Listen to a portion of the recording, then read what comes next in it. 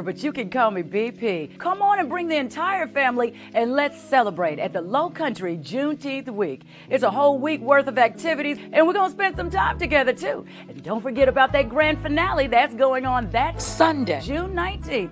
On stage that day, Midnight Star, Dave Hollister, Fat Man Scoop, and you've got Shelton Richardson. And of course, the Star 99.7 family, we want to see you there. You can get your tickets by going on to JuneteenthWeekFestival.com. Come on through the Ritz Bar and Grill, 3557 Dorchester Road, and let's get you some tickets to the Low Country Juneteenth Week Festival.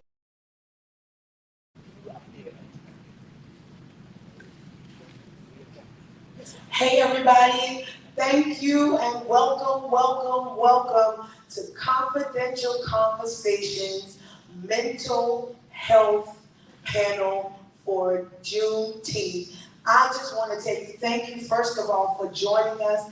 This is an exciting moment and I am so excited to have this open discussion. I want to thank all of our viewers that will be joining us virtually. This is an exciting moment. I'm excited to hear exactly what everyone on our panel has to say.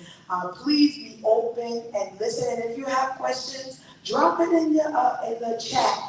We will go back and I promise you we will get answers. And if we don't have answers, we will get you to someone that has answers. So I just want to say thank you again for joining us. What I am getting ready to do is I'm getting ready to introduce two of my favorite people. Both of them are two people that I conversate with on a normal basis. One of my moderators, Karen Thor, she is a close friend. She's the CEO of Caris Connect.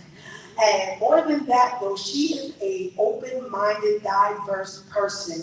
And when you start talking to her, your mind will be blown. Please put your hands together for our first moderator, Karen Thor. Our second moderator is a favorite of mine, Terry Bass. Terry not only is a close friend to me and mentor, but Terry also, we go to the same church, and Terry is another conversationalist, and I'm gonna tell you, if you ask, he's gonna tell you the truth. And if you don't know, he'll say, well, I don't know about that, I'll find out. And I honor people like that even when you don't know, you say, I'll find out, I really don't know. Please put your hands together for our second moderator, Terry Bass. I'm going to turn this over to our moderators as they will introduce our panelists. Please give them a hand, one more hand.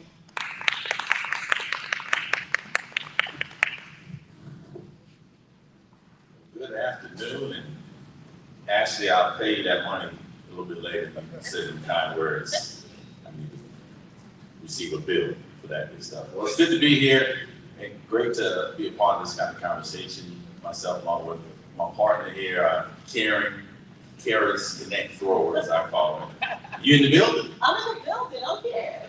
Let's do this. That's right. Every Friday, if you tune in on WJNI, you'll hear us say that. So we just got to keep it going because we're on the mic one more time. We're on the mic, we're together, we're ready to get this thing going. So good afternoon, everyone who is watching us live on Facebook and through all of our other connected platforms. I want to thank everyone for coming and being a part of this very important conversation for Juneteenth. We are kicking off the Juneteenth week-long celebration. We want to thank everybody for tuning in and being a part of this very important conversation. I want to thank Ashley with Confidential Conversations for pulling this together, as well as the Juneteenth committee for allowing something like this to happen in the midst of this very critical time. So right now we're going to begin the introduction process for our panelists that we have here. Terry and I are going to go through, we're going to split our introductory duties. And Stephanie Hale, how you doing, girl?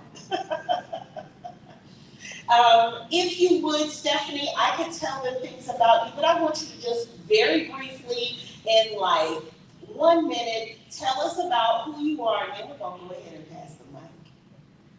I'm Stephanie, single mother of 3 children. daughter of Avis Washington, the late Avis Washington.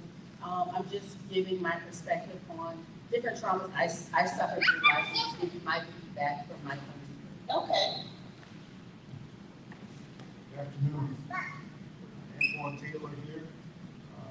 Saint Francis of Assisi is coined by saying, I know a man by who he serves. So I'm a broken vessel serving Christ Jesus. Hello, I'm Trimeia Frazier. I am the mother of 3 beautiful children, and I'm married to that amazing man back there. Hey, honey. I am the CEO and founder of Frazier Law Group, LLC, and I'm just glad to be here. All right, Terry, you and I in the spot again. I'm the chef, Edwin Wright, work for a radio station there, but as I said the last time, I'm just a messenger here to give out some information, that's it.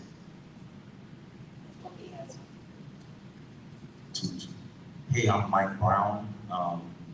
I am a young business owner around here. I am a creative, I guess that's what we call ourselves now. We're artists, and I'm pretty much a vessel for young people and looking to give us all a platform. Hello, everybody. I'm Jordan. I'm a recent college graduate. I am just a person that likes to spread light anywhere that I go, and I like to talk. So I started my own podcast not too long ago, and on there I get to just spread awareness, talk about change, and try to encourage people to look at things from a different perspective. Hello, I'm Trevor Collins. A native New Yorker, but I've been here in South Carolina longer than I've lived in New York at this point. Been in human resources for over 28 years, married for 27, and an empty nester. My name is Courtney Nicole. I am in native all of North South Carolina in Charleston County, country girl. I am a serial entrepreneur. I have books, plays, restaurants, podcasts, and I love conversations about perspective. It's not about right or wrong, it's about understanding.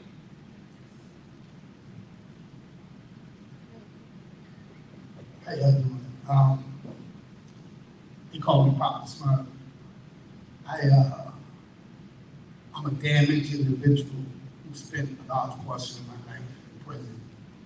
And I'm blessed to meet some wonderful people like y'all here today that helped save me from falling and never being able to get up. So I come here trying to offer a way out for those who suffer from mental illnesses that they feel they can't speak about because the band code says men are not supposed to cry, men are not supposed to be soft. But I cry, and you can't call me soft considering how long I was in prison and I made it out. So that's why I'm here today. Thank you. All right, we're gonna get it right into this. Try not to wear your time out. We're gonna start with these questions. I want to just throw my one-time perspective in here. I look at, as we set this table, different individuals, very diverse backgrounds in their own right, and let's just set the table. Everyone's flawed. The only perfection in this room is the presence of God.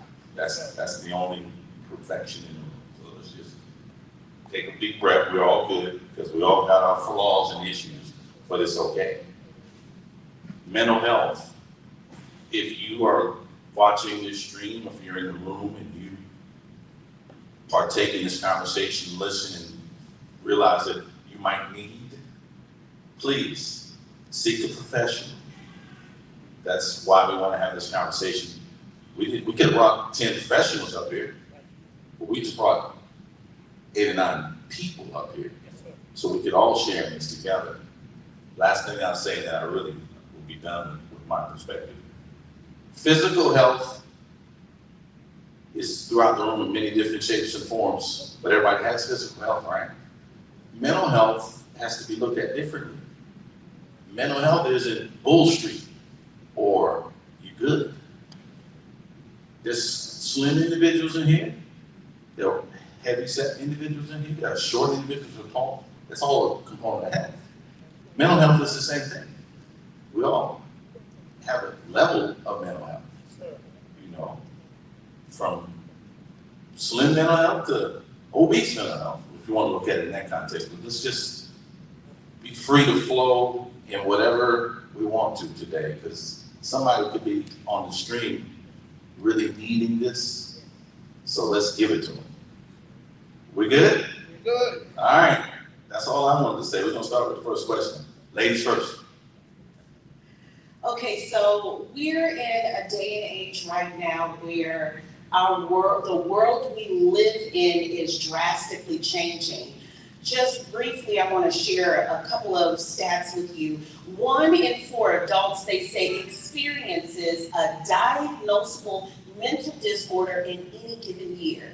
That's anxiety, depression, trauma. 1 in 4 adults. Yet Mental Health America found that nearly 24% of adults reported an unmet need for treatment from 2017 to 2018. This was all pre-pandemic. We have all experienced a global trauma. The world has been traumatized. Webster defines trauma as a disordered psychic or behavioral state resulting from severe mental, emotional, physical stress, physical injury. So we're sitting here with everybody in different places. So I kind of want to begin to touch on we're going to keep it at in the pandemic level, because we're all living in that trauma bubble together. As business owners, everyone on here is a business owner. I would like to talk about how you dealt with the initial trauma that we experienced globally for this pandemic. One of the most difficult things for us to deal with is change. So the first question I'm going to throw out to you is, how did the trauma of the pandemic affect you individually, as well as how did it affect your family and your business? And I am going to start with Courtney.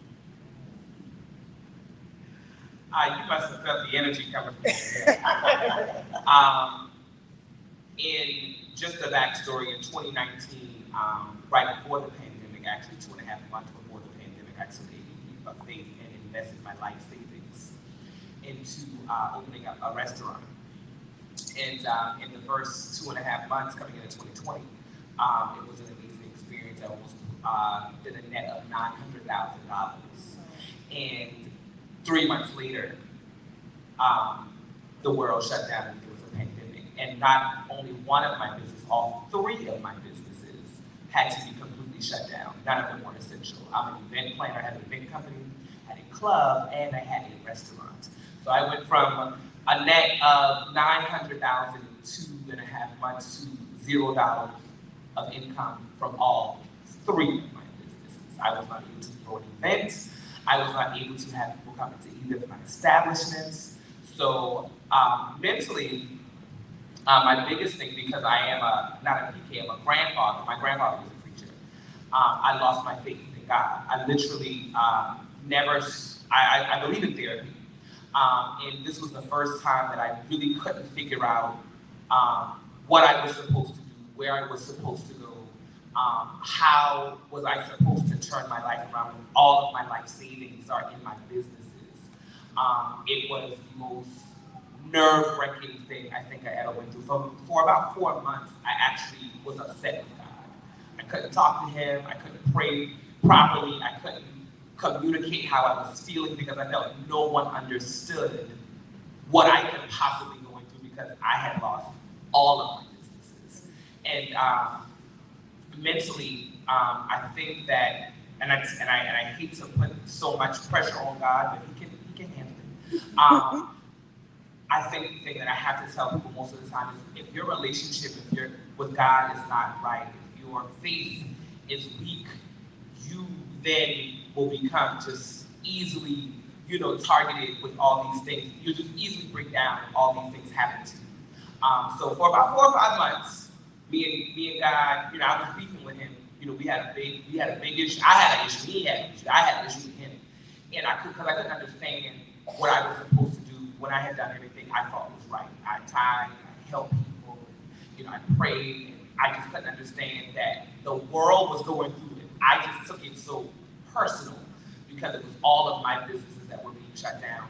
And I think that was the worst experience I've ever had in my life. I can attest. I know that was the worst experience that I've ever had in my life. I also had just battled defeating diabetes, and I lost track of that. I lost 80 pounds right before the pandemic as well. I thought I was diabetic. I was put on insulin, and I was like, I can't, you know, imagine doing this for the rest of my life. The doctor told me what I needed to do, and I was able to do that. So I lost the weight, got my A1C together, and when the pandemic hit, I completely lost control of that as well. Of course, I regained it once my relationship with God got back on track, but it was literally the worst time, the worst 2 years of my life. And if it wasn't for my faith in God, and as I said, I hate to put so much pressure on God because sometimes people can't understand that conversation, that relationship with Him can really help you get through anything. I don't know if I would even be here today up here with you all. So I have to say that the pandemic ruined my life, but God pulled me out of it. And I think, Courtney, thank you for sharing that with us. There is something to be said about all of us experiencing a Job moment together globally, where we were walking in immense prosperity and then everything is completely taken away from us. It is the relationship that we have with others, the right friends, being connected to the right family members to build and establish our faith.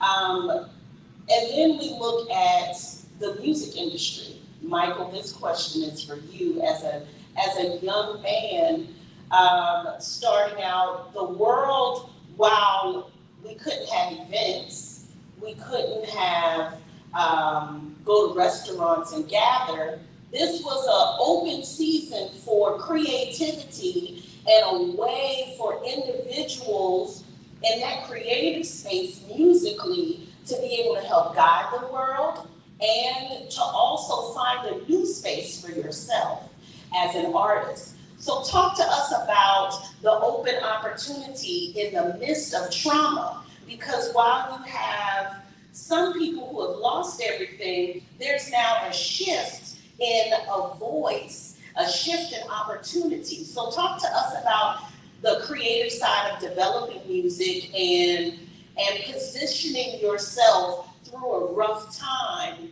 and seek opportunity in that. Wow, it's crazy you say that because I have a love-hate relationship for the pandemic. The part of it I don't like is I never really liked school, but I could do it easily. It was a breeze.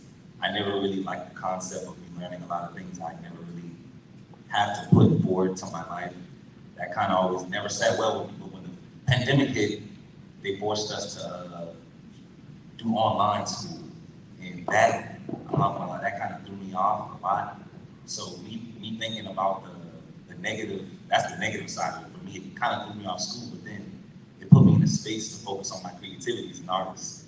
And I released my first album during the pandemic, which is crazy. And I just recently saw it had over 2 million streams. So that was just me thinking about everything that did. Me thinking about, like, I literally sat, I went to her house. I was supposed to be doing online school.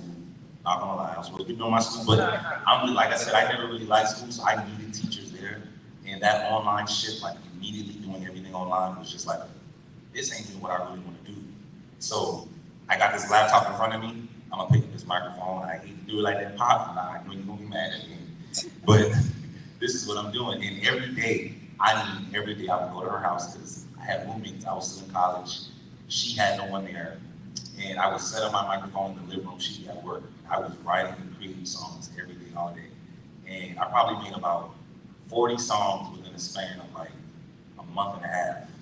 And I connected to people, and I created my production company during the pandemic. And I just recently got a job. I probably didn't have a job from 2017 until recently. And I'm honored to still be working in my field of things that I love doing. But I was able to make money throughout the pandemic, writing songs for people, creating beats, selling them for $250, doing things I would never make $250 a day, working in my regular job, what I was doing at the time, you know. And that was just something, so it definitely brought the best out of a lot of people. I feel like it, even with you, I feel like it definitely it strengthened your relationship with God. It showed us the things that were like more important. We found more love in ourselves. I feel like we found more love in our crafts, the natural gifts that God gave us that like money could never give us. We kind of tapped into more. So either you broke or you either soared during the pandemic, I feel like. Chef, the voice of the airways, because radio was still open. People were still listening to music. People still needed hope.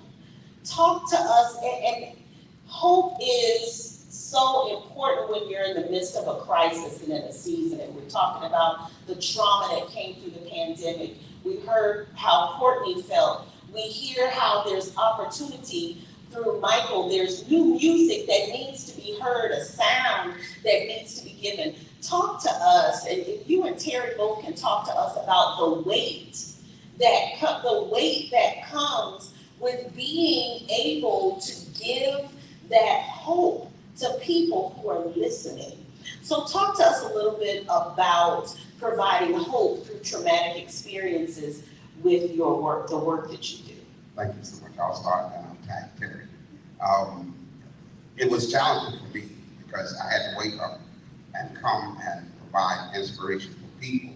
But in 2020, within a 30-day span, I lost 5 family members, including my dad, including my nephew, in that one span. And I'll never forget it. When I spoke to my dad before he died, he said, no matter what happens to me, I want you to go to work. He said, because I'm gone, but there's somebody listening who needs to live tomorrow. And so it was challenging, going in there, because as Courtney just said, you got to play a song for somebody else. But when you got to sit there and actually, hear that song, Mike, you got to be ready. It's showtime. It can be very challenging. The strange thing that happened for me was during 2020, when I lost my family, I didn't cry. I was good. It wasn't until 2021, the year after, when every song that I played, it seemed like it was hitting home. All before that, the songs were like for everybody else. Jesus on the main line, that's for them. He will fix it. It's for them. And sometimes it's like taking medicine. If you took medicine for so long, your body starts to reject it. In the pandemic, songs that I played, my ear started to reject them. So it's just like, I'm just gonna play something because I'm here. So it's very challenging to have to inspire somebody with music.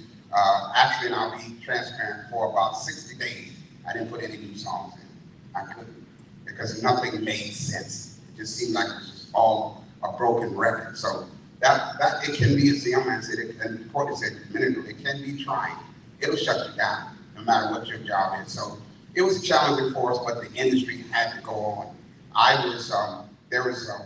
Maybe for a week, I was the only job in the station.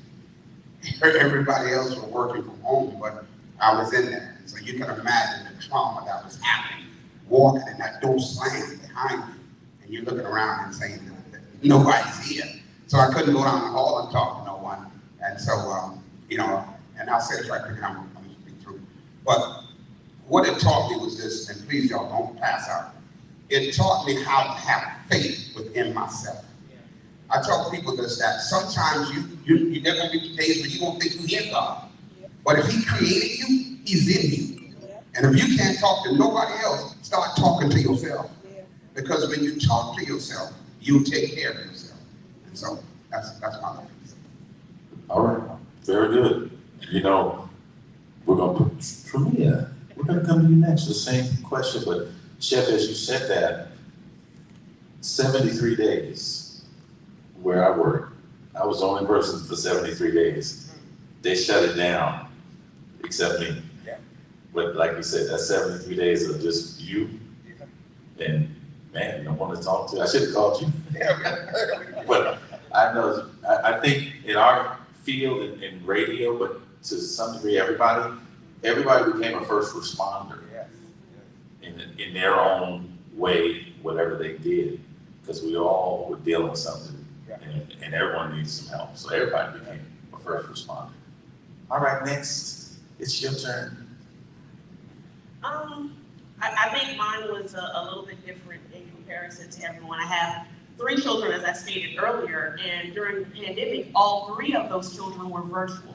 So I, at that time, was teacher, mother, and then, you know, dealing with being an attorney at the same time. And so the place that it put me was in, we talk about isolation and we were all isolated, but it put me in mental isolation. And I say that because I had to connect from myself in order to reconnect to myself. And so it catapulted my faith to a different perspective. I couldn't call, or I could have, but at that point I was like, there's nobody that I can connect to in this point or in this place of isolation but myself. And I don't know if anybody's ever been to a point where you only can connect to yourself, but that's where I was. And I'm out here, you know, my husband is working, he's a truck driver, so I'm worried about him because he's delivering goods he's considered what, an essential worker, so he is in danger every day. And that was a mental burden to carry, but what it did for me was it put me in a place of isolation mentally, which allowed me to think and realize and get my faith back into myself, which catapulted and pushed me into starting a business for myself, because I said to myself, if I can't get it from anywhere else, I gotta get it from myself.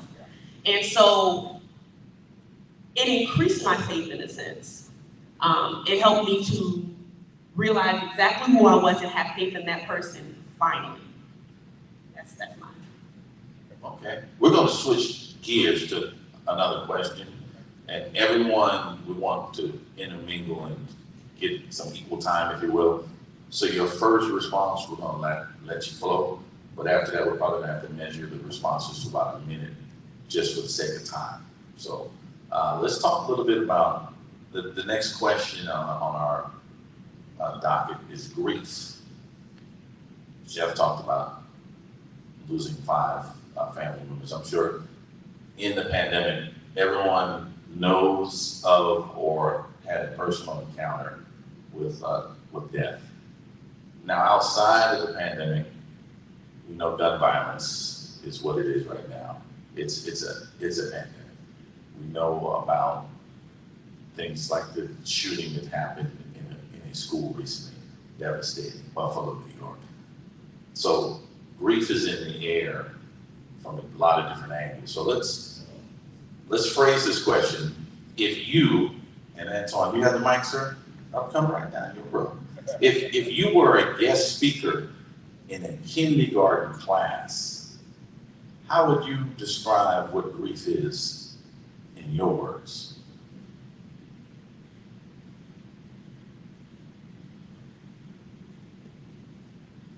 It's quite difficult for me because I'm looking for my last vocabulary, and that's the way that I express myself in words. I think that the way that I would express what grief is to children is the feeling in their gut that something is wrong, and in the moment can't be made right. Because in the grief moment, you're in a dark tunnel, and there is no light. The long and short of it is that unsettling feeling internally that you can't get out of this. Trevor, Brother Trevor, would you like to give us your thoughts on that? How would you, to a kindergarten class, describe grief? I think my first experience with grief was as a kindergarten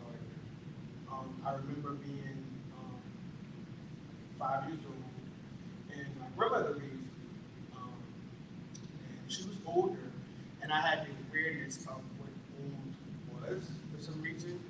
And I remember asking her, I said, Grandma, I want to die before you die. And she said, baby, don't say that. Why don't you say that? I said, because I don't want to miss you and be without you. And so she said to me, don't think like that. She said, you're going to live a long life. And you're going to have a lot of children. You're going to be very happy. And I'll be fine. But that still didn't help me. I still knew as a 5-year-old that she was going to die. And I don't know where I got the concept of death from at that age, but I knew she was much older, moving much slower than myself, me and my mom, my siblings. So I always imagined her dying. And from that point, I think I've always prepared for her to die. Like when she would answer the phone, I would think she was dead. You know, when I would call, you know, as I got an adult, you know, she died when I was in my 30s. She lived to 85. But I always think that when I can't reach somebody by phone, the first thing that comes to my mind is they're dead. And so that's a part of trauma that I haven't been able to wrap my head around. So when people do lose people that I'm close to, I found myself helpless. I don't think I'm adequate enough to help them to process it. So I don't have a whole lot of, expertise when it comes to death. I don't have an understanding of it. I just agree with it. I said one time I put a Facebook post, what's the purpose of giving us a grandmother if they're going to die? And that's a very deep question to ask, because our children ask those questions of us all the time, because they don't really have a concept of death, because they haven't been here that long. My 5-year-old nephew, Jonathan, asked me, he said, are you old, Auntie? And I said, I'm older than you are. He said, is Grandma old? And I said, Grandma's older than me. I didn't know where he was going. But in a child's mind, they don't really see an end. For us as adults, death is an ending. And it means it's finished, it's final. But in children's mind, they don't see that. I think the question is very important, because I think 5 years old is that kindergarten age. It's the most opening, it's the time our minds are the most open to receive. We're inquisitive at that age. We are seeking knowledge. We're looking to gain understanding, but we can't figure out loss. And the way the pandemic has been, we haven't been able to figure out loss.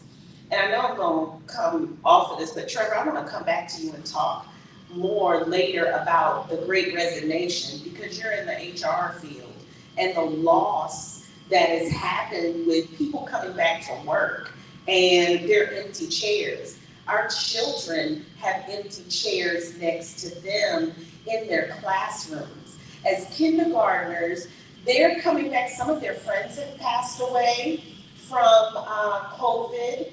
They saw family members go into the hospital and never come out. Jordan, I wanted to talk to you a little bit. We're talking about the, not so much kindergartners, but you're a young person. You're younger than me. And you're in college, recently graduated, and I want to know what that was like to experience the loss of being present with your friends, the moments that you could no longer have. I'd like to hear from you, to talk to us a little bit about what that grief, what that loss was like that you experienced, and how you transitioned out of that, because you shared that one of the things I loved about your bio was that you like to shed light and create spaces for people to flourish. Talk to us about flourishing through grief. So a little backstory. So I graduated from a PWI, which is a predominantly white institution. So it was very few people who looked like me at my school. And so going there, I'm the one who is having tough conversations about race, hardships and shedding light to people who have lived a very privileged life. And your hair. Yeah. How'd you change your hair overnight? Don't worry. But just in that time, it was at the beginning of the pandemic, we had the George Floyd situation, Trimeia Taylor, all of that going on. And I've always been called to speak to situations like that, especially against the Black community. I've always just had it in me since I was a young kid. And so during that time, it was really, really breaking my heart, especially because it was all through social media. This has been happening forever, but because of the pandemic, it was louder than it usually is. And so I said, I have to have community discussions. So in my apartment complex, I was living on right next to campus. And in my apartment complex, we would have these community talks. And a lot of people from the neighborhood would come, and I would bring a karaoke machine, microphone, and just talk on the lawn in the apartment complex. And so many people were just asking questions, and I would be there with, some Black people, some white people, and we would just be talking. And it really made me feel like something was happening, because it was a time where when you're in school, you're playing sports, you're doing this, you're not really thinking about this on a regular basis. But now we're in a pandemic where it's you open your phone, you're seeing people doing protests. You're seeing people talk about this, making posts. And so it felt empowering, like finally, we're about to have some change. Finally, people my age who have the loudest voices in America are actually saying something.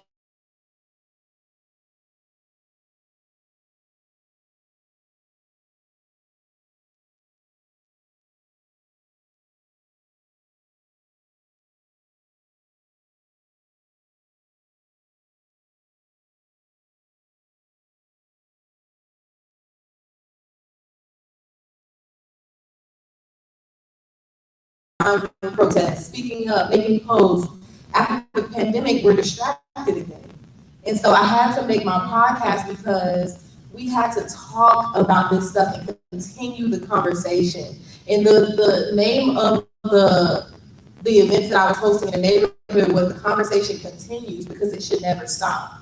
But I just want us to continue talking about this even when the world is open again, because it's never going to stop. It was just louder during the pandemic because we were looking at it more. But and more often now than ever before, and we're still distracted. And so I wanted to just continue the conversation. I think the conversation is always relevant. All right, thank you. Thank you. Stephanie. And Chris, you next. Poppa, you next. But in healthcare, what a devastation to work in healthcare during the pandemic. And, the continued pandemic of gun violence. So what's your take? On what part exactly? On dealing with the grief and what has happened? What has occurred? What's your perspective? My perspective, I would say fortunately, I never stopped working.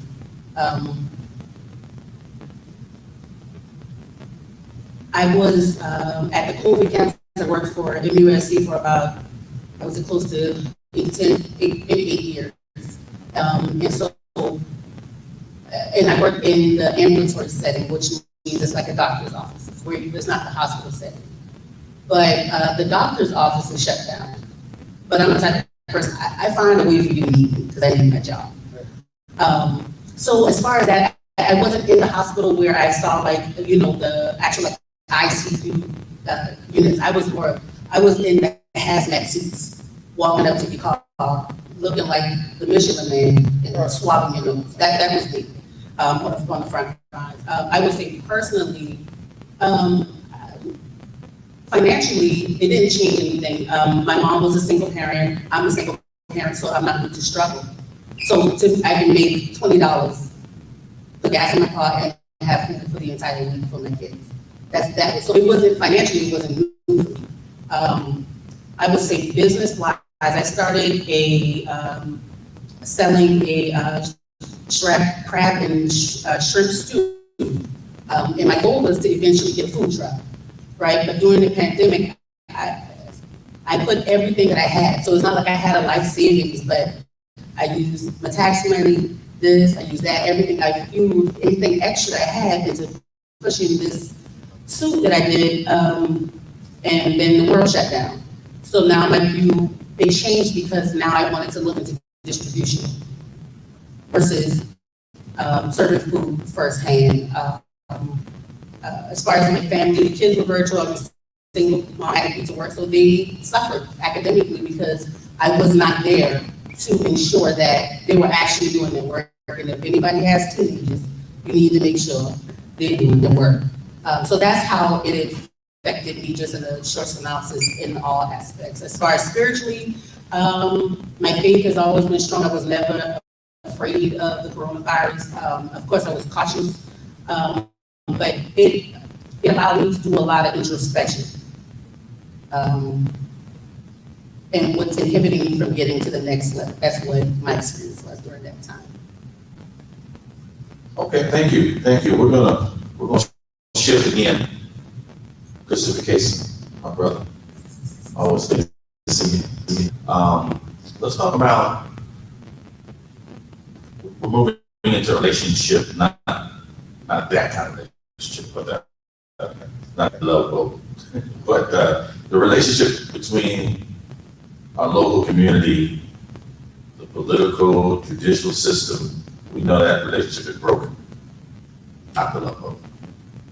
That's it, right? But how do we take part in change, and frame this from your mental, how we're thinking. But how do we take part in getting this thing back on track? It's never been on track. Now let's just be honest. But how do we try to get some wheels on some portion of the track? Wow. Well, so many of us, through our situations, have alienated others to the point where we become scared of each other. And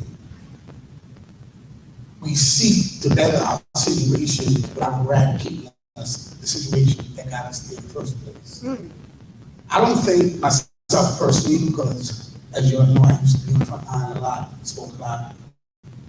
I don't really think we're trying to get rid of this problem. I think we're just trying to find ways to live with it. There's two words that I always use, and that's proactive and reactive. Your kid is doing good. A.B. student, football star, very has good mannerism, and you love him. You put it up on Facebook, you talk about how good he is, but you forgot about that boy down the street whose mother doesn't care for him, whose father lives with another family and doesn't simply think to him. He's living frustrated and angry. And then he realizes that there's no hope, because all the ones who stand before him and say they care, politicians, the senators, and everybody, you notice they start getting new cars on their driveways. And they move from a 1,500 square foot home to a 3,500 square foot home. And they wonder, well, I thought you were there to help my situation. So now they lose hope in that. Now they start to do things or act a certain way over these cities. Like these lifestyles that these rappers project about young kids, it's a lie. Tell you, I've been around. Y'all had me on stage at every concert that came. I was up on stage with them. And you can't find a picture I took any of them. Young Jeezy told him, Trap or die. But his son moved to college. So why are you feeding that to me? That means violence is for sale.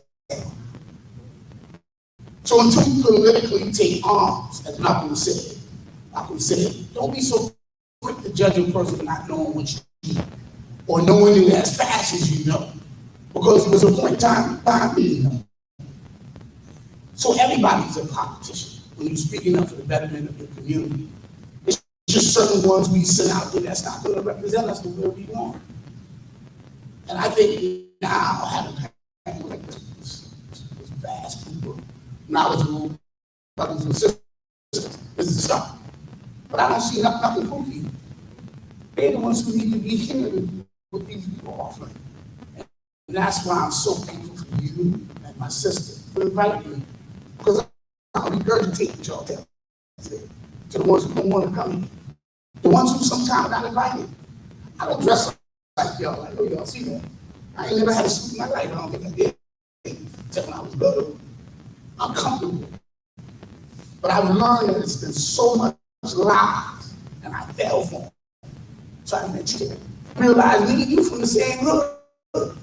You just made the decision to turn on King Street. And I kept going up Calhoun. And that led me to the prison. It led me to college. But look where we at now, brother. I wasted a lot of time with politics and rhetoric. When I had the answer, like Dorothy, Dorothy was in the garage. I knew all along she could go home. Until the wizard said, just click your heels 3 times.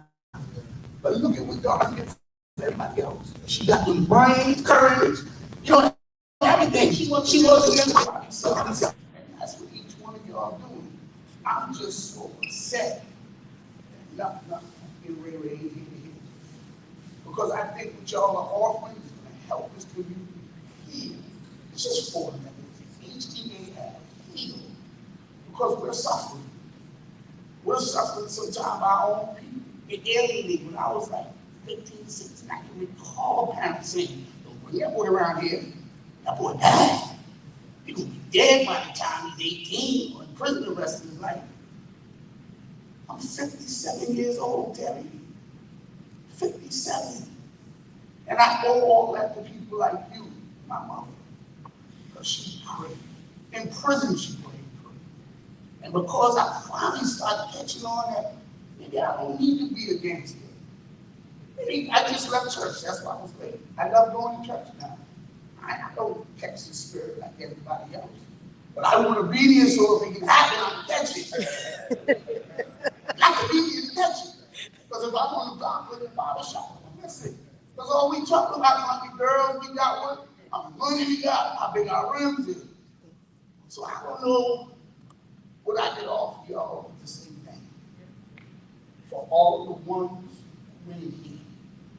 Because y'all really giving me something to work with now. I got them. I got the blueprint. And I got it. I love what you had to say as it relates to the relationship and community, how we need to be, we need to watch what we see and the choices that we make. The reality is when we talk about mental health, we talk about anxiety and depression. For some people, it is a physical, it's a chemical response that you need medicine to help you with that. And so you need to be diagnosed by a medical professional and you need to see there's issues with a chemical imbalance in the brain. We're talking about mental health here. But then there's another side of anxiety and depression that our society, the things that we see every day, social media, the internet, social media again. I say that constantly because what we put in can cause us to have anxiety and depression. We see it more now with our young people more than anything, especially. I just want to read something to you guys that I thought was very overwhelming when I first read it. And it's talking about the entertainment industry. Let's see here. There have been great spikes in suicide among recording artists. In 2017, the U.S. rate was 14 per 100,000 people, up 33% from 1999. Suicide is now the second leading cause of death for people aged 10 to 35. A large number, the highest female suicide rate from 2012 to 2015 occurred in the combined fields of arts, design, entertainment, sports, and media. And let's talk about why that happens. It happens because there is an extreme pressure to perform.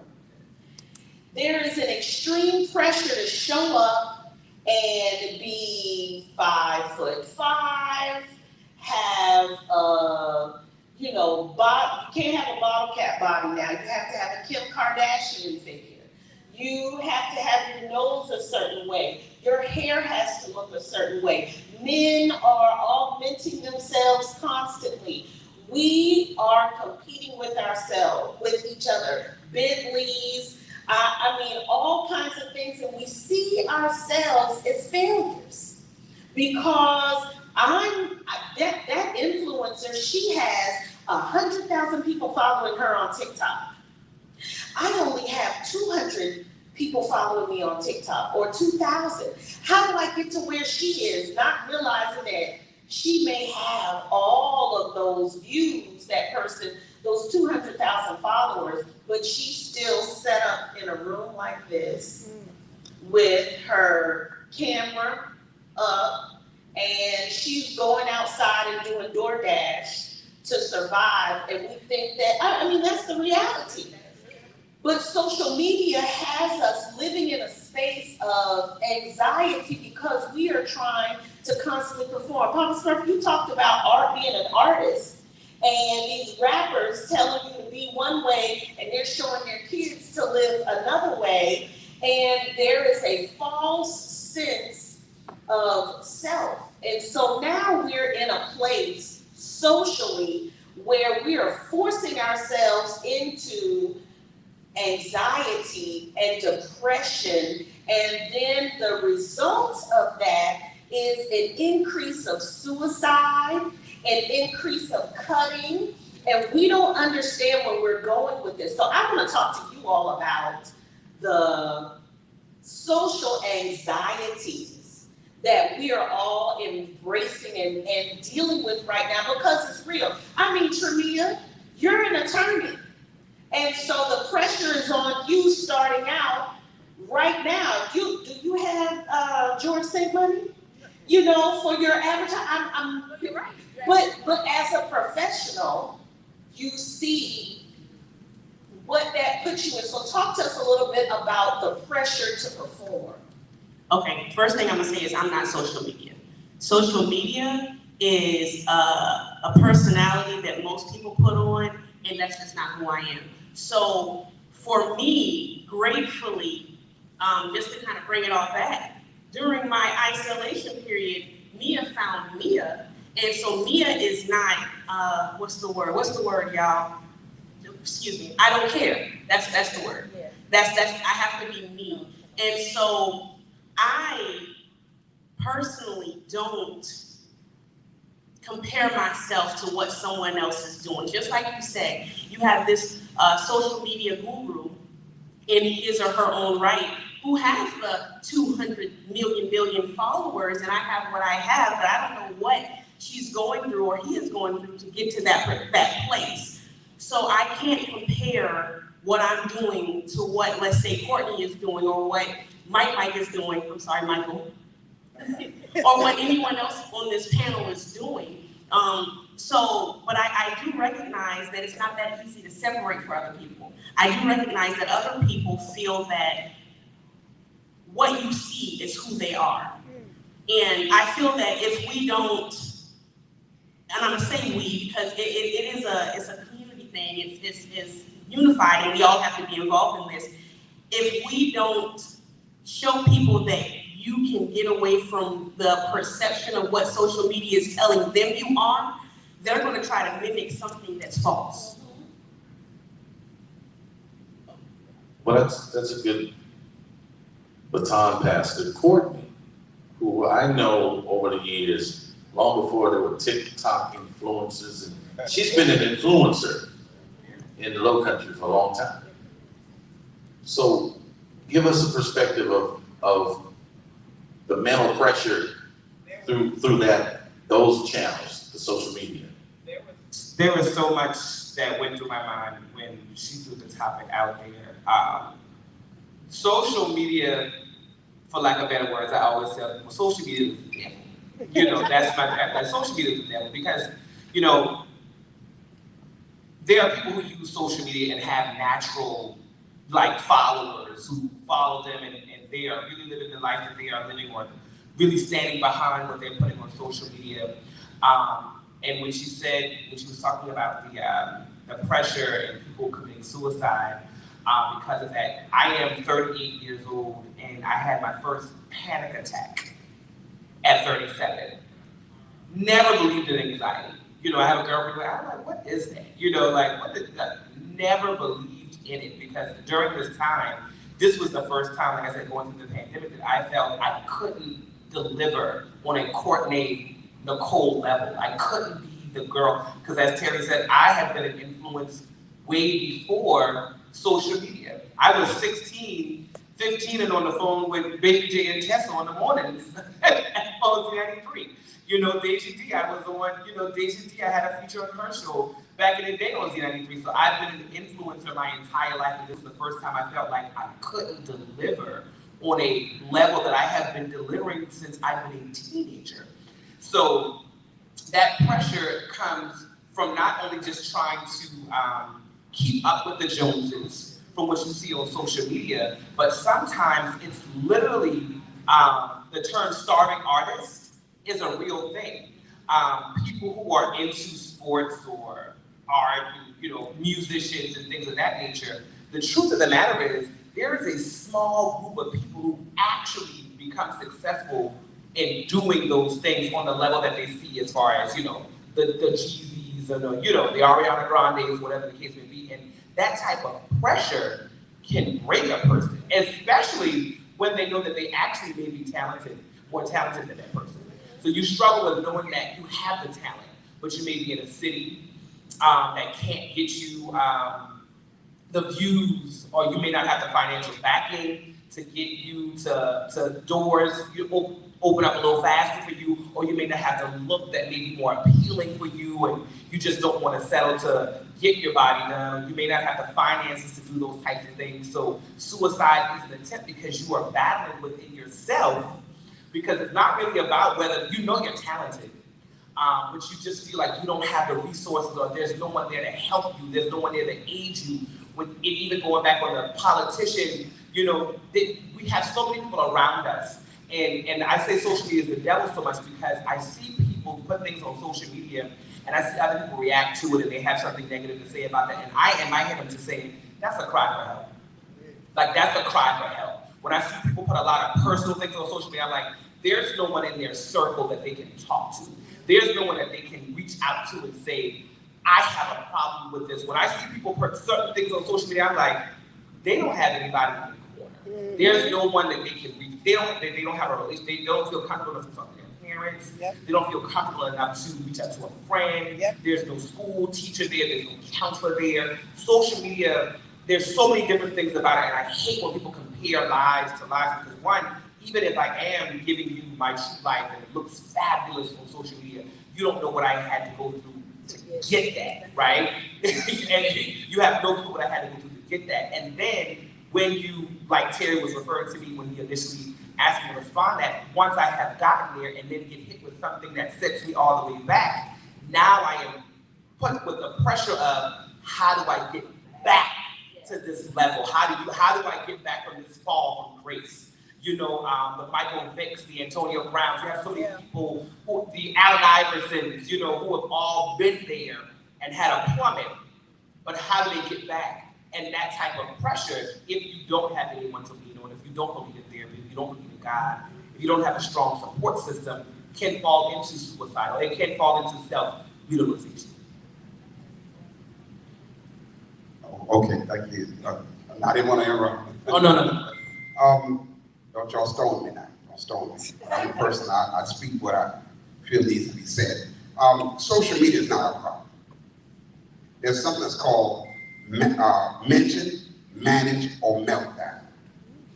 If you have 4 major lobes in your head, 4 major, frontal, parietal, you have the reticular activating system.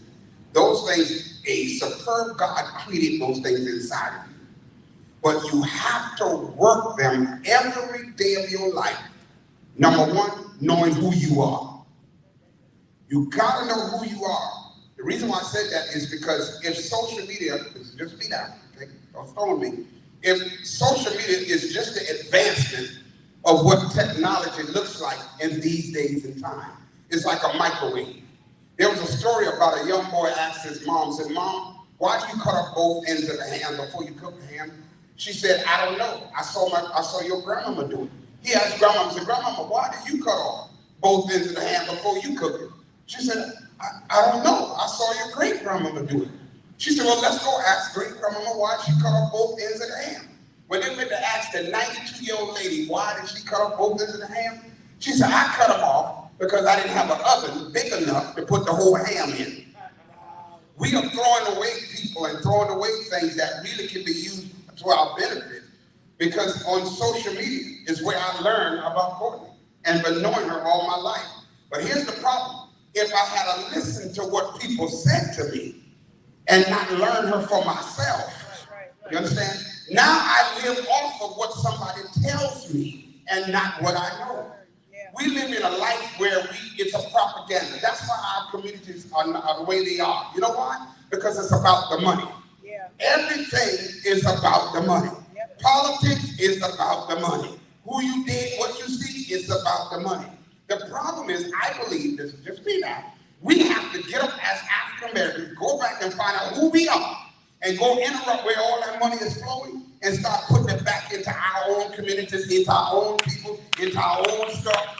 Terry Banks is one of the greatest, and I'm not saying this behind his, in front of his face. He's one of the greatest radio programmers in the world, not in Charleston, in the world.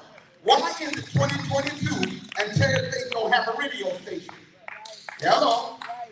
So it's deeper than what we want to discuss, because we want to make people feel good. Let me tell you something. The egg and the cream don't feel good when it goes into the flour. But understand that the outcome is that it got to be a cake. We have to go where it ain't comfortable anymore. Oh, my time out. We have to go where it ain't comfortable anymore and decide that the end product is that we have better people. Don't get offended. You don't want better church people, you want better people. Right. You don't want better men, you want better fathers. See, better fathers produce better children. So you got to put better in it in order to get better. Yeah. But that's important that you said that. Not that you were saying anything that caused, no, but I'm saying you were saying, anything that caused us to feel discomfort by it. Right. But the reality of it is the anxiety and depression to perform against something that's false versus something that's real is what the narrative that we need to begin to change. We need to help our young people see what's real, and adults, because we're all facing it. It's generational on both sides. We have to be okay with reality. And I think that is the problem. Exactly. We have to be okay, Courtney, with the failure. Yeah. We have to be okay with the fact that I don't care how high you are, at some point in time, you're going to have to get back down here. And there's a level of work and grit that comes with it. But that's not the stuff that we talk about. Right. I just want to say this. If y'all wouldn't mind repeating after me, say everything God made is good, but it might be out of order. Ouch. Pop. Come on. Now it is Chef's fault. We're now on a 1 minute limit. It's okay. We just time. So it's getting good, but now we're gonna compress a little bit. I got a time. It's cool. Come on, Christopher. And Stephanie. I'm gonna be quick. I'm not bound by what I see on social media. That's not my story. Different generation. Yeah, that doesn't bother me. What does bother me is where I missed the mark, where I should have been. If you would, it's almost looking at, if there was such a thing, it's a holy envy, because I could have been there. but I was distracted. Because I was in honors, I should have had a doctorate by now. These are the conversations I have with myself. I was in honors the whole way through school. School was nothing. I drove at 11 because school was nothing. My mom allowed me to drive because academically I had it, but I missed the mark. So my comparison is not to anybody else. It's like, dang, why did I miss it? Like, it's almost like you mourn where you should have been. That's my story. Yeah, Courtney just, not Courtney, was a good friend of mine. Matter of fact, when she first started, she tagged me. I used to take pictures of her. She used to go to parties, and I used to take pictures. But what I wanted to say is, you're right, Courtney. I write a Facebook status almost every day, sometimes 2 times a day. And I've been told that, inbox that my status is in touch with me. But I was hurting for a long time, and I didn't have anybody to talk to. When I reached out and tried to talk to people, they rebuked me. Oh, he's a bad boy, he's never gonna do it. So I had to find a way to do it myself, Tim. And that's where I get my fulfillment when I write, because I'm talking to myself. Michael said, stand in the mirror, because that's who you need to talk to. And I'll never forget the day I made the video. I put it up and I ended up taking it down. When I had my gun in my hand, this is when I used to carry a gun, and I was standing in the mirror with the gun, and I was pointing at myself saying, see what you did? See what you created? Look at what you did. You don't deserve to live. And I really and honestly believe that, but I don't, with all the gangsterism I've been told I had, all the shootouts I've been involved in, I don't think I had the courage to kill myself. I wasn't ready for suicide. So I had to repair. And I didn't. But I did it through social media. I wrote. I wrote something just recently about my children's mother. And I explained how much respect I had for my kid's mother. From me going back and forth to prison and everything, they never turned my kids against me. I always was financially able to pay child support, but people was trying to influence my kids by saying, daddy bad. And their mothers wouldn't let no one believe that. So I wrote. And every morning I get up after I make prayer, I write something. And I try to encourage somebody because it's not necessarily for them, it's for me. All right.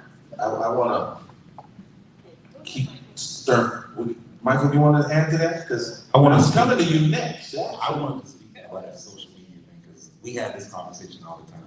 And I feel like our generation is more impacted by it than anybody. So like outside in, it's easy for everybody to look at us and say, know yourself. But we're finding ourselves in this time of social media. Like I feel like most people saying that, you guys found yourself maybe 10 years ago, 15 years ago, or maybe lost yourselves, had to find yourself again. But we are literally 15 years old when this thing really hit off. And we don't even know what we really want or what we really like. So as far as social media, I feel like for us, we have to accept the reality that it is real and that it's not just this thing that we're looking at, because the reality of it is next 20, 30 years, it'll be a metaverse and it'll be an actual place where you can mentally go and not have like a matrix. So I say embrace it now, but handle it responsibly in the sense of, and I'm just speaking futuristic for like young people maybe watching, because we're stuck with it. We have to use social media. Social media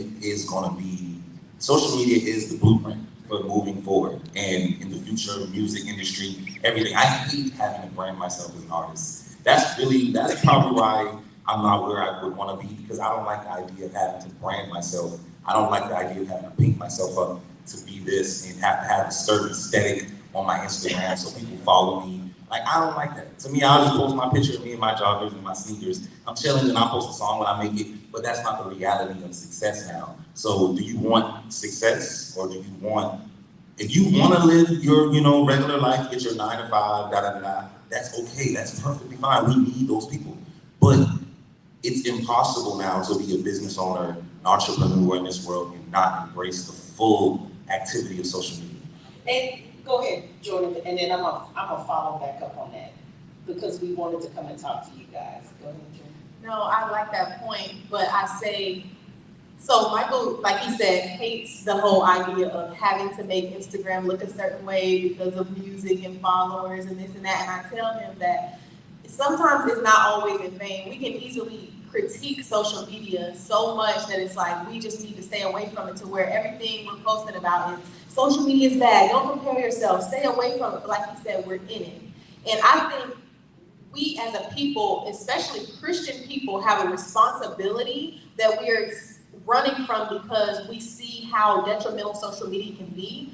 But I think we're called to step up in the sense of, since we're in this place where a lot of young people are influenced by social media, how will we meet them there? Because critiquing it all the time is not going anywhere. There's no progression. But I'm telling you, there's somebody who's 16, 17 who sees somebody on social media that's like, I needed that. I needed that message. They're not going to hear it in church. They're not going to hear it from their grandma. They're not going to hear it from their mom, their dad, their aunties and uncles. They're going to hear it from somebody 24 like me who just decided to go live on Facebook one day. And so it's the responsibility of the people with social media to embrace the fact that this is what we're in, and we can't just, escaping it is going to leave people vulnerable to be influenced by the people out there who are pretending. Right. But it's people who know that they should not pretend, who are true to themselves, that need to carry the responsibility of the people watching. Because so easily we go to, I want a certain demographic of people to watch me. But who's listening to me that I don't even know is listening to me? Because there's people who message me all the time and say, hey, I ain't spoke to you since 5th grade, but man, when you posted that, I could really relate. I didn't know where this girl was. For 15 years, I didn't know where this person was. But that one person was affected because I decided to go live, something that people deem as, dramatic, social media, but somebody who is looking at social media 15 hours a day needs something from it. Okay. So I think part of this, I just had this social media conversation with my brother, and he and I go back and forth about this all the time. Who you are, and I think a lot of this is generational, and it's something that we, my generation, took from you. We did not allow you the opportunity to figure out who you are with the right tools. We didn't do it. When I was growing up, I didn't have social media. I had this conversation with my 5-year-old nephew. He said, what did you do when you were 5? And I said, I rode my bike. He said, oh, you rode a bike? And I told him, he said, well, how did you get to school? Did your mom take you? Did grandma take you? No, I rode my bike to school. What? I wrote letters to my friends. We did not have email. We did not get email till I was a senior in high school. That just lets you know how old I am. So, we we learned how to talk. We had no choice but to know how to talk to each other. Our phones were not on our hips. We communicated with each other with pagers. If you wanted to find somebody, that number came up. We had pay phones. I was one of the only people that had my cell phone was a bag phone. And I carried it on my arm, but I was cool with that. There was a level of connectivity that we had. I cannot tell you how many times I walk into a room with young people in your generation and part of mine where everybody's head is down in a phone. You don't know how to look up. We took that away from you because we allowed these devices to raise you. Because it was something that we didn't have as adults. Video games. I had an Atari. You don't even know what that is? No, that was before Nintendo. I'm saying that to say is, your generation doesn't know how to detach from a device to find out who you are. You need, in order for you to be truly effective in social media, especially as Christians, I'll use this analogy, you have to read the word in order to and know the word in order to deliver the word effectively to somebody else. Social media is not bad. But what you do with yourself when you're not on social media is where it matters. That's where it matters, and that's how you can effectively help other people. So now let's talk about the new generation and where you all find yourselves, because a lot of the new generation's responds to what they see, not what they know. And so how do we bridge the gap so that we are all growing together? Because social media is becoming I call it the multiverse, not the metaverse, but the multiverse of madness, because that's what it's going to become. It's like the movie Ready Player One, where you flip on the visor, you become somebody else. You have your avatar and you're living your life. How do we bring those two together of knowing, experiencing who you are off the device and being what you need to be for others in the quote unquote metaverse? I grew up in a church that fasted a lot. So I've been fasting since I was a kid. Like, we used to literally have to wake up early, eat at a certain time, do this and that. And so when I got older, I was still practicing fasting, but I was like, you know what? I need to fast from social media. And I remember an older person telling me, y'all always want to fast from social media. Y'all want to be fasting from food and eating and stuff that's going to affect your body. And I remember thinking, I need to literally fast from something that is affecting me and my generation on a daily basis. And so one thing I found that rest from it was the best thing, and making that popular, just resting from social media. But also, if we are, I think as a young generation, we need to be met with the older generation with the level of respect that I don't think is sometimes there. And I might step on some toes, but I want to say, like, we're here, and we're not, it's like I said, it's not something that we're going to escape. But imagine if I would have heard, that's great, sweetie, you should. As a matter of fact, I'm gonna fast from social media with you, instead of that critique. Just in that moment, it would have changed even my mental towards social media and how healthy it was to fast from it. Because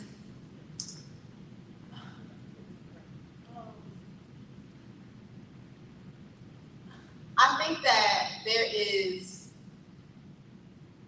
something, I don't know, like, just beautiful about what our generation can do, that I often feel like we're met against so much adversity that the first thing we want to do is rebel and go out and act outlandish on social media and say, y'all are this, y'all are that. And the minute something affects us, we go to social media and yell and scream about it because we don't know how to control our emotions, and we don't have people to talk to us outside of social media. And the people that will react the most are people online, are our Facebook friends, Instagram friends, TikTok. Even if we say something wrong, we're gonna get people interacting with us. And it seems like when we say something wrong in the household, we don't get no interactions, but, discipline.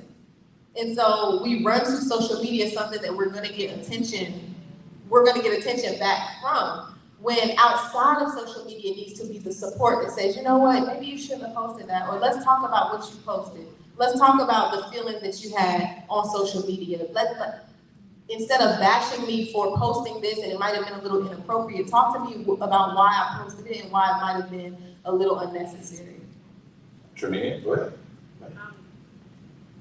I agree with what you said about the fasting on social media, so I'm gonna bring my daughter in this, and I don't like this, but what I've started doing with her, because she's the youngest, my oldest is 17, I have a 15-year-old, and she just turned 13. And what I do with her now is, we're gonna take a 2-hour phone break.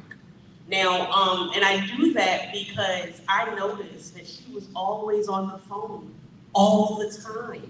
And then I had to go back to myself and say, self, why is she always on the phone? Like, are you unavailable? Just like you said, if someone in that moment had told you what you were doing was a good thing, or what you were doing was going to be influential, and they had, brought themselves in with you, it could have made a whole lot of difference. So I agree with the fact that everybody needs to take a step back from social media. It's not bad, but you have to put it in its place. Everything has a place, everything has a season, there's a time with everything. You just have to learn word to put it. So I don't think anyone's saying that it's bad. I just think that we're all saying that it has its place. It has its point. We could say that it has the potential. It definitely has.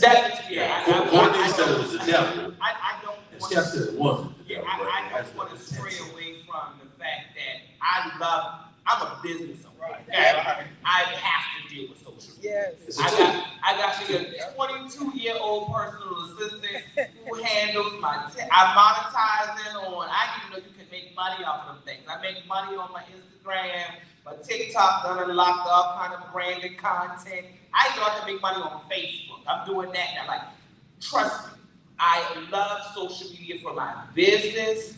Personally, no, because there are pedophiles on social media.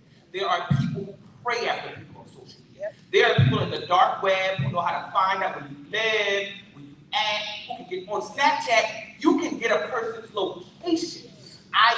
Social media has some horrible things to it that really, really bothers me. I got a girlfriend of mine, people are like, you don't never post your daughter. She's like, yeah, because there was a man who tried to message, on Instagram because he thought it was my child's page. And there are so many things about social media that I despise. As a business owner, I have to love it. Yeah. Because it makes me good. I have a podcast. I sell breast tape. I have so many different businesses that social media can put out there to the world, but it's not these type of things that bother me. And there's other things where boys and girls are doing things they got no business doing. You know what I'm saying? I'm seeing sex videos of 12-year-olds and 14-year-olds.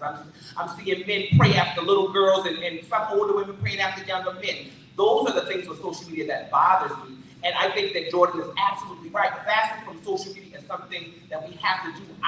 When she said, I hate not having regular communication. I think the most attractive thing about a man nowadays is one who don't have social media. Yeah. If a man don't have a Facebook, I'm in love tomorrow. Let's do it. I'm excited. Amen. All right, we got 4 minutes of stream. We're not going to finish inside, so for those who didn't get here, sorry. But about 4 minutes, and I want Antwon, you're next. But let's definitely think. I want everybody to get a little piece of this particular topic because it's that important. I think they all said very intricate things. I think for me as a parent, first of all, I don't see no purposes if you having your phone after 10 o'clock at night. Huh? What you doing? What y'all talking about? Let me listen. This is true. I actively go through my kids' phone. I don't care how uncomfortable they are. Yeah, this is inappropriate. Yeah, no. Even sharing retweets or how you share things to your story. One of my kids, my oldest, he posted something, it was a joke, but it was something like LGBTQ, somebody was saying something. I was like, ho, brother, hey, at some point you're gonna apply for a job. At some point you're gonna apply for scholarships. This is inappropriate. We don't do this. And if this is what you do, I'll take you off. You have to regulate because they don't know that those things are gonna live forever. That picture with you with some boy shorts on and you turn around and you clapped out, that's gonna live forever. Somebody's gonna find that. It does not disappear. Somebody will find it. Somebody in competition for the job you want will go pay somebody to find inappropriate posts to make you unqualified for that job. There's no more VHS, people. No more VHS. Everything is digital. I came from the VHS life. So if there was a sex tape, it was on VHS and it was not going to the world. Once that tape popped, that was it. It was it. You know what I mean? It was gone. I don't have much to contribute to the conversation about social media because I literally just got on it a few months ago, and that's only because I prayed on a platform with Bishop T. Jakes and some of the other great ministers of the gospel, and the only way that I was able to do so was because I had to, in the moment, get a Facebook page. So I got a text message that said, hey, Doc, I'm going to pray on a platform with T. Jakes and Jamal Bryant, but I need your Instagram handle. I don't have one.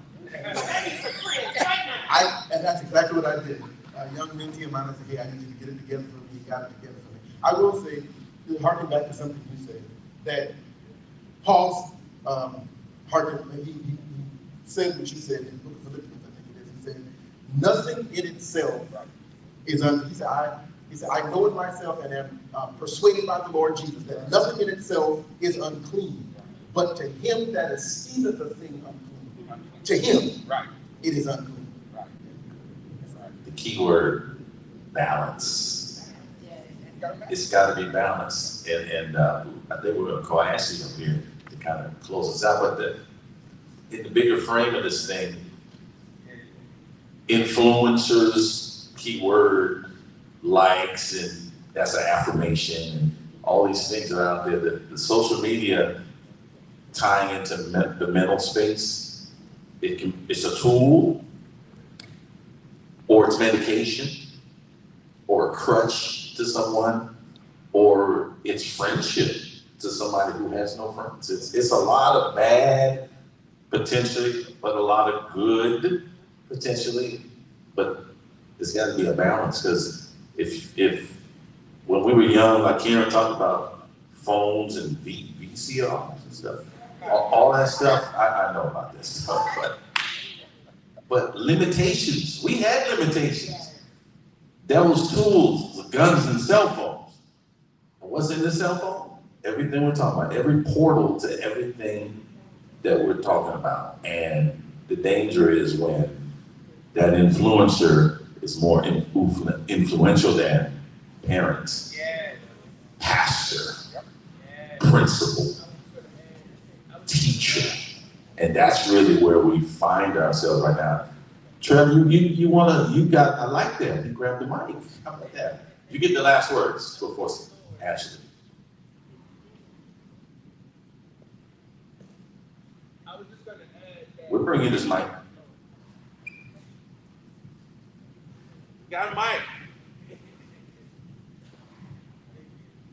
I was just going to add that there's a lot of heat that's on social media in its existence, but if we think about the whole encompassing thought of what social media is, it didn't just start with cell phones.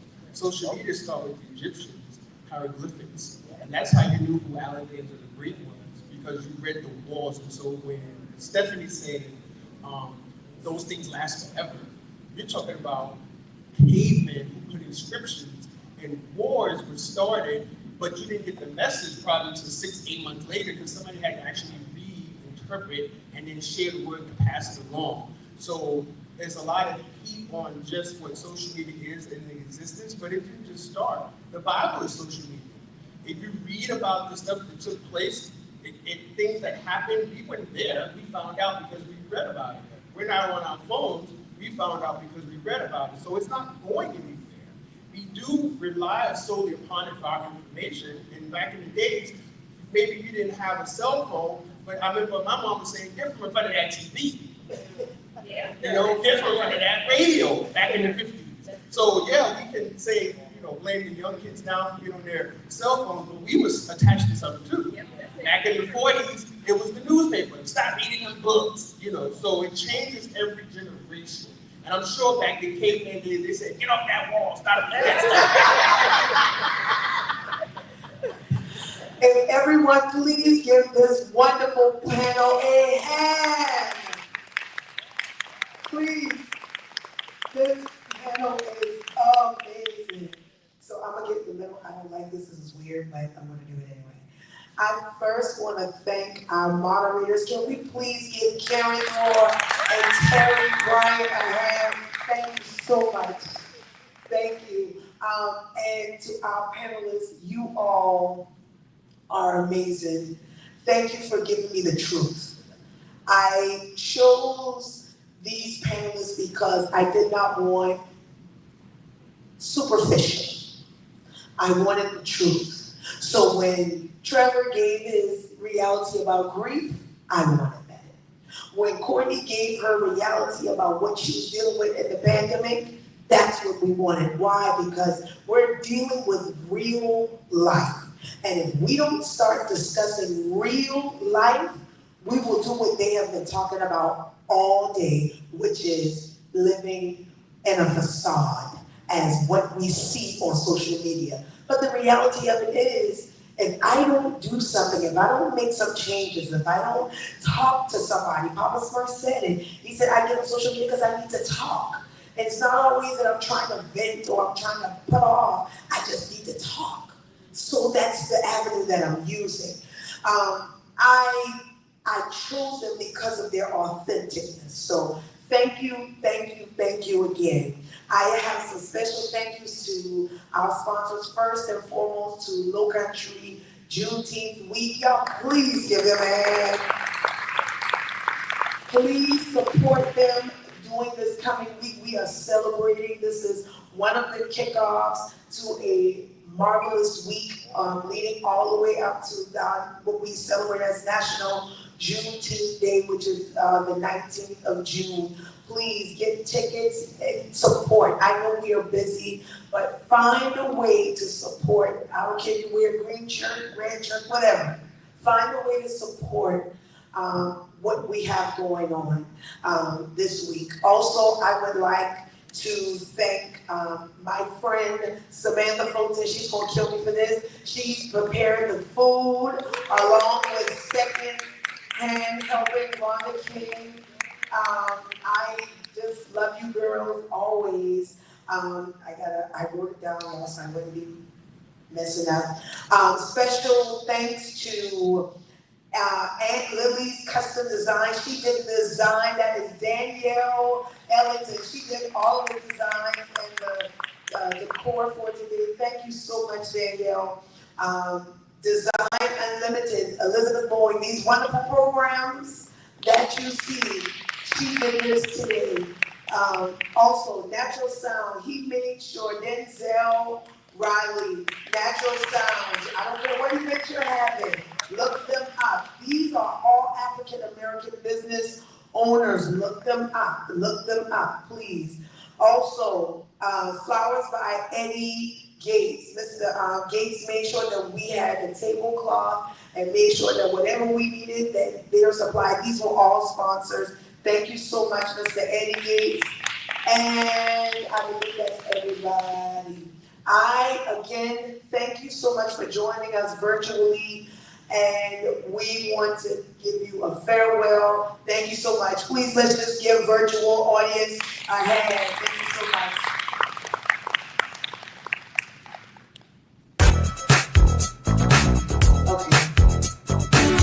This is Linda Parker, but you can call me BP. Come on and bring the entire family and let's celebrate at the Low Country Juneteenth week. It's a whole week worth of activities, and we're going to spend some time together too. And don't forget about that grand finale that's going on that Sunday, June 19th.